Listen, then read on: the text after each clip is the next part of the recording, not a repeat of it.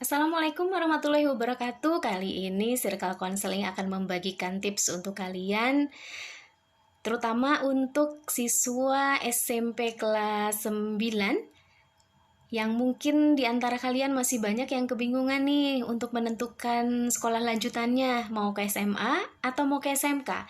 SMA juga jurusan apa?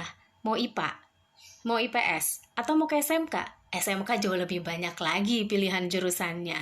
Ada seni musik, seni tari, desain komunikasi visual, keperawatan, farmasi, analis, desain komunikasi visual, mesin pesawat udara, RPL, TKJ, dan masih banyak lagi pilihan jurusan yang bisa kalian ambil.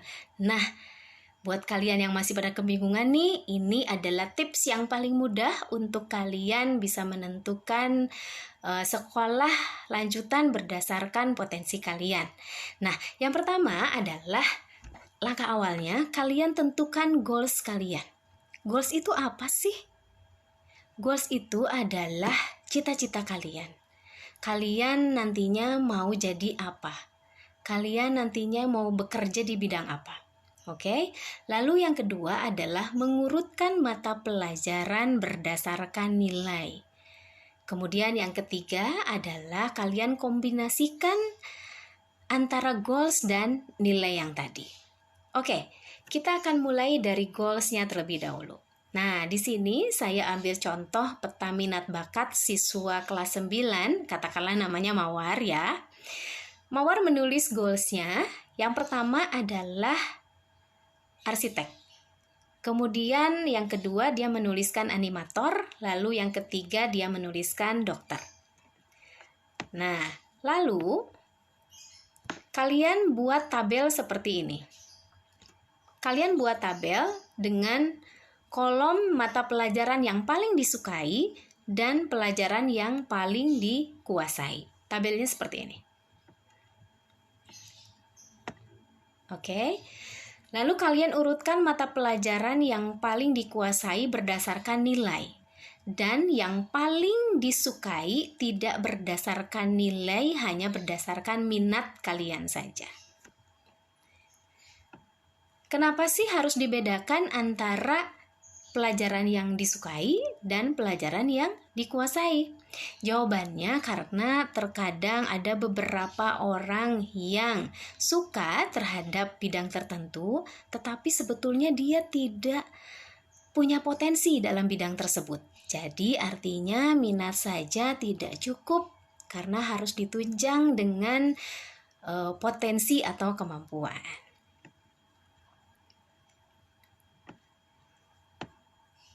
Nah, kemudian kalian tarik garis dengan nama mata pelajaran yang sama antara kolom yang disukai dengan yang dikuasai. Setelah tarik garis, gambarnya akan seperti ini. Nah, akan seperti ini. Kita tadi ambil contoh yang punya Mawar. Bisa dilihat gambarnya? Oke, pada mata pelajaran yang paling disukai, posisi pertama ada di mata pelajaran seni budaya. Posisi kedua ada di mata pelajaran matematika dan posisi ketiga ada di pelajaran prakarya. Namun, jika kalian lihat di bagian pelajaran yang dikuasai, posisi pertama atau nomor pertama adalah matematika dan nomor kedua adalah IPA dan yang ketiga adalah pendidikan agama.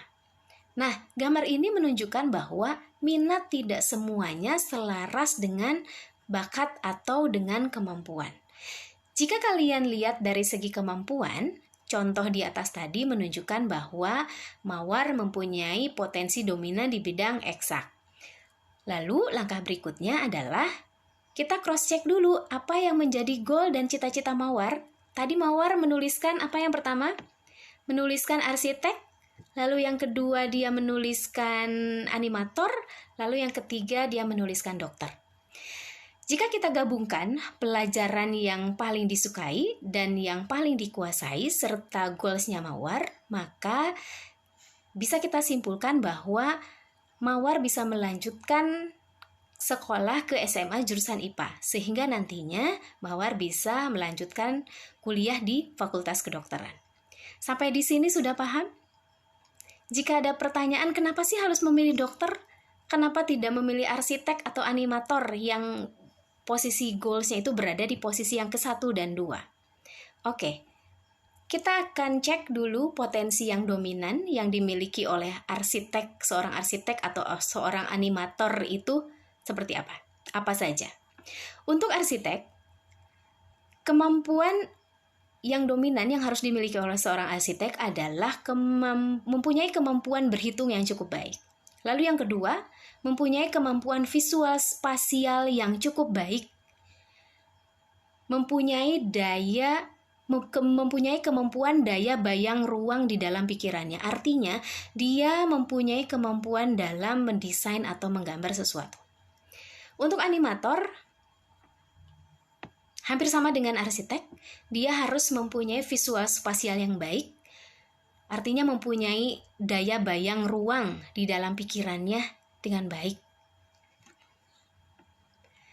Setelah itu, kita akan cross-check ke tabel yang tadi. Walaupun seni budaya dan prakarya ada di urutan 1 dan 3 pada kolom pelajaran yang disukai, namun jika dilihat dari kolom mata pelajaran yang dikuasai, seni budaya ada di urutan ke-8, prakarya ada di urutan ke-9. Maka dari itu, pilihan yang paling ditunjang oleh kemampuan Mawar adalah dokter. Karena ketika kita bekerja atau belajar sesuai dengan kemampuan atau passion kita, maka pelajaran atau pekerjaan itu akan terasa jauh lebih mudah ketimbang dengan di luar kemampuan kita. Tapi kalian gak perlu khawatir nih, Mawar gak perlu khawatir nih, kalau misalnya ingin tetap mengambil arsitek, bisa-bisa saja. Dengan syarat Mawar harus ekstra belajarnya dan lebih keras lagi belajar menggambar atau mendesain. Karena tadi kan matematikanya sudah bagus ya, kalau misalnya dia ingin tetap menjadi arsitek. Jika yang mempunyai potensi seni, jika orang yang mempunyai potensi seni kemudian mempunyai potensi seni, kemudian matematikanya juga bagus, berhitungnya juga bagus, begitu, dia akan jauh lebih mudah memahami materi pembelajaran. Mungkin saja dia 1 atau 2 kali paham terhadap materi. Tetapi kalau Mawar, karena potensi yang mendukungnya hanya berhitung saja, mungkin dia harus jauh lebih ekstra belajarnya dalam segi menggambar atau mendesain sesuatu. Oke, jadi kesimpulannya, Mawar bisa melanjutkan ke SMA jurusan IPA dan melanjutkan ke Fakultas Kedokteran. Tapi jika Mawar tetap ingin menjadi arsitek, Mawar tetap bisa melanjutkan ke sekolah ke SMA jurusan IPA, lalu melanjutkan ke perguruan tinggi mengambil program studi arsitektur dengan syarat mulai dari sekarang Mawar harus rajin belajar latihan menggambar, ikutin les, selain les juga tetap harus latihan di rumah. Lalu mungkin ada pertanyaan, kenapa sih harus dari kelas 9 menentukan goals-nya? Kenapa sih tidak nanti saja kelas 3 SMA lebih dekat untuk bisa kuliah gitu ya? Nah, karena jika merujuk kepada pendapat para ahli, keputusan karir yang tepat ada di kelas 9 atau kelas 3 SMP. Karena semakin kalian cepat menemukan potensi kalian, kalian akan semakin cepat untuk menentukan kesuksesan kalian. Semoga tipsnya bermanfaat. Jika masih bingung atau belum paham, kalian bisa konsultasi dengan guru BK kalian, kemudian atau kalian konsultasi dengan konselor atau guru BK, atau kalian bisa mengikuti psikotes minat bakat di biro psikologi terdekat yang dekat rumah kalian. Terima kasih, sampai jumpa dengan video tips berikutnya. Wassalamualaikum warahmatullahi wabarakatuh.